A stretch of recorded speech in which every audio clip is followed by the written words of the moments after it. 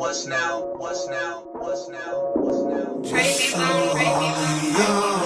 It's Mr. Leatherface and his weapons aiming at your head. But if you don't die, you better lay there instead of playing dead. I'm the lyrical nigga they dread. I'm the competition killer they did. Suckers when they tryna run to be weird, gon' show 'em why they shouldn't come up in here.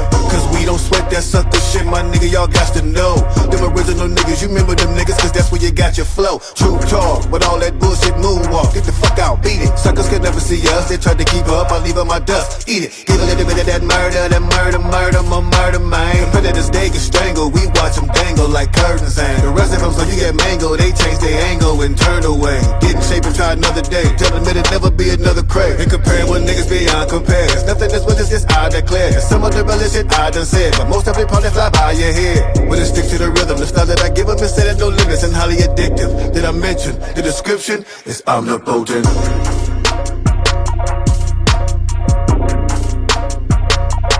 Omnipotent.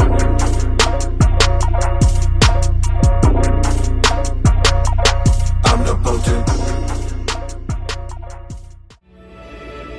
Sudah ku coba sepenuh hati untuk menjadi malaikat,